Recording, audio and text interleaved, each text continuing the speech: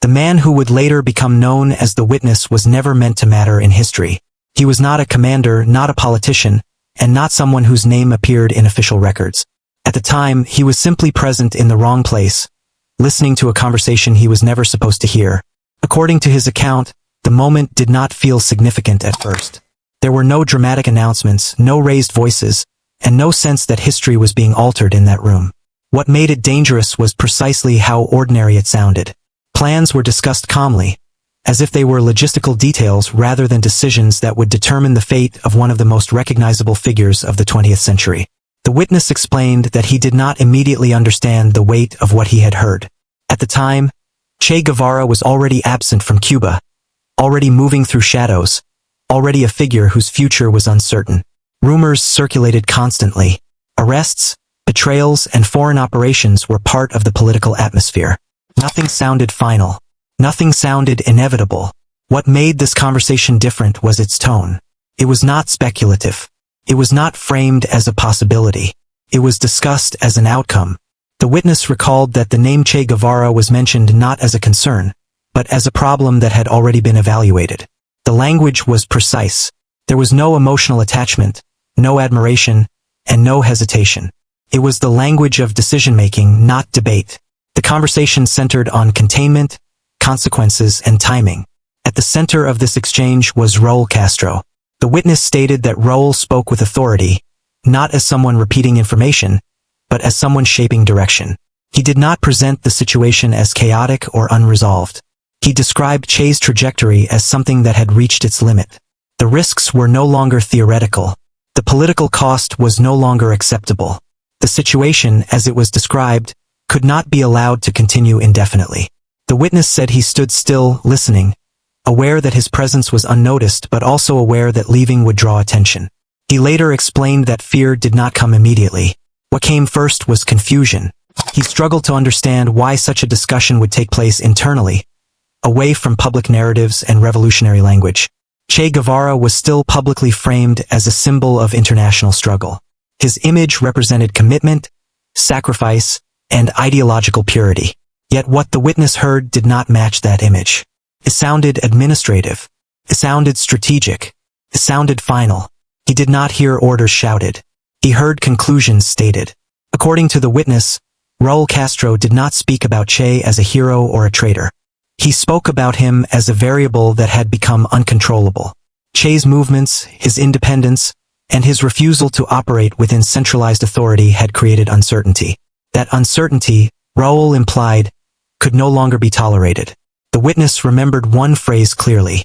It was not aggressive, but it carried weight. Raúl stated that Che's path would end outside of Cuba, and that when it did, the responsibility would not return home. The implication was clear. What happened next would not be claimed publicly, but it would also not be prevented. At that moment, the witness realized that what he was hearing was not a discussion about intervention or rescue. It was a discussion about distance, about separation, about allowing events to unfold without interference. He did not hear anyone argue against it. After the conversation ended, nothing changed immediately. No alarms were raised. No documents were signed in front of him. The witness left quietly, carrying information he did not yet know how to process. Only later did the significance settle in. Only later did he understand that he had overheard a moment when Che Guevara's fate was no longer uncertain within the inner circle. For decades, the witness said nothing. He understood that speaking would not change what had already happened. He also understood that silence was safer than truth. The revolution had its own version of events, and his account did not fit within it. What he heard was not meant for history. It was meant to remain buried. And that is why, when he finally decided to speak after 57 years, his testimony did not focus on accusation. It focused on clarity. He did not claim that Che Guevara was ordered to die. He claimed something more unsettling. He claimed that his death was accepted. And in the next part, we will examine what that acceptance meant, why Che's independence created internal tension, and how decisions made far from Bolivia shaped the outcome long before the final shot was fired. To understand why such a conversation could take place, the witness explained that Che Guevara's position within the revolutionary leadership had been unstable long before he left Cuba. While the public image presented unity and shared purpose, internal dynamics were far more complex. Che was respected, but he was also increasingly difficult to manage. According to the witness, Che's problem was not disloyalty. It was independence. He did not operate comfortably within centralized authority, and he resisted political compromise when it conflicted with his personal convictions. This made him valuable as a symbol, but unpredictable as an operative. Over time, this unpredictability created tension among those responsible for maintaining control and continuity. Che's departure from Cuba was framed publicly as a voluntary mission, a continuation of revolutionary struggle beyond national borders. Internally, however, it represented a separation that reduced immediate friction while introducing long-term risk. Once outside Cuba, Che was no longer directly accountable to leadership decisions. His actions, successes, or failures would still reflect on the revolution, but without direct oversight. The witness stated that this imbalance was central to the concern expressed by Raúl Castro. Che's presence abroad allowed him to act freely, but it also meant that any outcome could not be easily managed. Victory would empower him further. Failure would create a martyr. Both scenarios carried political consequences that could not be fully controlled. As Che moved from one theater of struggle to another, communication became sporadic and filtered. Reports were incomplete. Intentions were inferred rather than confirmed. This uncertainty created discomfort within the leadership. Che was no longer just a revolutionary figure. He was an independent actor whose decisions could reshape narratives without consultation. The witness explained that this dynamic shifted Che's role from asset to liability, not because he opposed the revolution, but because he embodied a version of it that refused moderation. His refusal to adapt strategy to political reality placed him at odds with those responsible for maintaining state stability. Che pursued ideological consistency. The leadership pursued survivability. This divergence became especially pronounced as international pressure increased. The Cold War environment demanded caution, negotiation, and image management. Che's methods and rhetoric, however, were uncompromising. His continued advocacy for armed struggle placed Cuba in a precarious position diplomatically. Supporting him openly risked escalation. Abandoning him publicly risked internal fracture. According to the witness, Raúl Castro understood this dilemma clearly. He did not frame Che as an enemy, but as a variable that could no longer be integrated into the system being built. Che represented a permanent revolution. The leadership was transitioning toward permanence of power. This is where the conversation the witness overheard gained its significance. It was not about eliminating Che as an individual. It was about allowing a process to reach its conclusion without intervention. By distancing the leadership from Che's trajectory, responsibility could be displaced. Outcomes could be attributed to circumstance rather than decision. The witness emphasized that no one in the room spoke of rescue, extraction, or reinforcement. These options were not debated. Their absence suggested that Che's fate was already considered beyond the scope of intervention. Bolivia was not viewed as a temporary setback. It was viewed as an endpoint. Che's independence, which once made him indispensable, had now isolated him. He could not be openly supported without destabilizing the political structure at home. He could not be recalled without undermining the image of unwavering commitment. And he could not be controlled without contradicting the ideals he represented. According to the witness, this stalemate produced a silent resolution. Che would continue on his chosen path. The leadership would not interfere. What followed would be interpreted as consequence, not betrayal. This understanding reframes Che's final mission. It was not merely a tactical failure in Bolivia. It was the culmination of a long process in which ideological purity and political reality diverged irreversibly. The decisions that mattered most were not made in the jungle, but in quiet rooms far from it. And this is why the witness insisted that Che's death was not an accident of war alone. It was the outcome of a separation that had already occurred. By the time Che was captured, his fate had been indirectly sealed by choices made long before he set foot in Bolivia. In the next part, we will examine how this internal acceptance translated into external inaction, and how silence from those who could have intervened shaped the final days of Che Guevara's life. According to the witness, the most revealing aspect of what followed was not what was done, but what was deliberately not done. Once Che Guevara's path was allowed to continue without intervention, silence became the primary mechanism through which responsibility was managed. This silence was not passive. It functioned as a decision. As Che moved deeper into Bolivia, information continued to reach Havana, but it arrived fragmented and increasingly delayed. Reports described deteriorating conditions, failed attempts to gain local support, and growing military pressure. None of this was unexpected. The witness explained that these developments confirmed what had already been discussed internally. The situation was unfolding exactly as anticipated. Despite this, there was no effort to alter the trajectory. No meaningful reinforcements were dispatched. No extraction plans were activated. No diplomatic pressure was applied to shift conditions on the ground. The absence of action was consistent, and consistency was not accidental. The witness stressed that this silence was carefully maintained.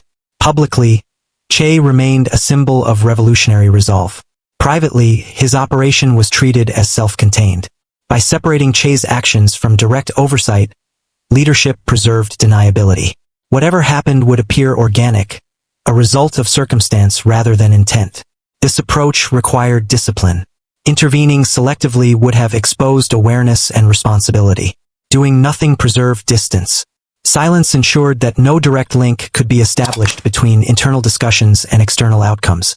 The witness recalled that within certain circles, Che's situation was spoken about in abstract terms. Phrases like his course and his choice were used to frame events. This language removed immediacy and softened accountability. It suggested inevitability rather than decision. As weeks passed, Che's isolation deepened. Communications became sporadic. Requests went unanswered. The lack of response was not explained, but it was understood. Che was operating alone, not because he had no allies, but because those allies had chosen restraint over involvement. The witness explained that this restraint was justified internally as respect for Che's autonomy. Intervening, it was implied, would undermine the very principles Che claimed to defend. Allowing him to proceed without interference preserved ideological coherence, even as it ensured practical abandonment. This logic transformed silence into moral positioning. By not acting, leadership avoided appearing to control Che's fate. His eventual capture and death could then be interpreted as the natural conclusion of a mission he willingly pursued. When Che was finally captured, the witness said there was no visible shock within the circles he observed. The reaction was controlled, measured, and quiet. Preparations for public messaging began almost immediately. The narrative emphasized courage, sacrifice, and external hostility. What it did not address was absence. No one publicly questioned why support never arrived. No one acknowledged the gap between symbolic praise and practical disengagement. Silence filled that space. The witness emphasized that this silence did not require explicit coordination. It functioned because it aligned with existing priorities. Stability, continuity, and control mattered more than individual outcomes, even when those individuals embodied revolutionary ideals. Che's death, when it occurred, did not disrupt the internal balance. It resolved an ongoing tension. The unpredictable variable was removed. The symbol could be preserved without the complication of the man himself. For the witness, this was the most unsettling realization. Che Guevara did not simply fall in battle. He reached the end of a path that had already been accepted by those who could have altered it. Silence did not accompany his death. Silence preceded it. And in the final part, we will examine why the witness remained silent for 57 years, what finally compelled him to speak, and what his testimony changes about how Che Guevara's last mission is understood today. For decades, the witness carried what he had heard without sharing it publicly. He did not frame his silence as loyalty, nor did he describe it as fear alone. According to him, silence was the only position that allowed survival within a system where memory itself was political. Speaking earlier would not have changed Che Guevara's fate. That understanding shaped his decision. Che was already gone, and the narrative surrounding his death had been fixed. Any contradiction would not only be dismissed, it would be absorbed and reframed. The witness believed that truth spoken too early becomes noise, and noise is easily erased. There were also practical consequences. The witness lived in an environment where deviation from the official story carried costs. Careers ended quietly. Relationships dissolved. People disappeared from relevance without explanation. Silence was not enforced loudly. It was maintained through implication. Over time, the memory hardened. What he had overheard did not fade, but it also did not evolve. It remained static, unchanged by new interpretations or justifications. This constancy, the witness said, became a burden. The longer he remained silent, the heavier the knowledge became. What eventually compelled him to speak was not anger or resentment. It was distance. With time came separation from the structures that once required compliance. The political environment shifted. The people involved were no longer present in the same way. The risk did not disappear, but it diminished. The witness explained that his decision was also influenced by how Che Guevara had been reduced to an image. Posters, slogans, and simplified narratives replaced complexity. Che became either a saint or a villain, depending on perspective. What disappeared was the reality of how power manages inconvenient figures. By speaking after 57 years, the witness did not aim to dismantle Che's legacy. He aimed to contextualize it. His testimony does not claim that Raúl Castro personally ordered Che's execution. It claims something more subtle and, perhaps, more unsettling. That Che's fate was acknowledged internally long before it occurred, and that inaction was chosen over intervention. This distinction matters. It shifts the discussion away from conspiracy and toward structure. It suggests that Che's death was not the result of a single command, but of a system prioritizing stability over unpredictability. In that system, silence functioned as policy. The witness emphasized that Che Guevara was not betrayed in the traditional sense. He was allowed to continue alone. His autonomy was respected to the point of abandonment. His ideals were honored rhetorically while his survival was deprioritized operationally. In this light, Che's final mission appears less like a sudden tragedy and more like the conclusion of a long separation. The revolution moved forward.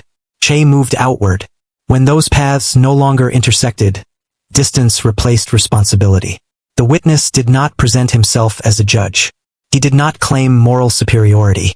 He spoke as someone who had observed how decisions are made when ideology meets governance. His account reveals how revolutions preserve symbols while quietly discarding complications. 57 years later, his testimony does not rewrite history, complicates it. It reminds us that what shapes outcomes is often not action, but restraint. Not orders, but acceptance. Not betrayal, but silence. And in that silence, Che Guevara's final chapter was already written.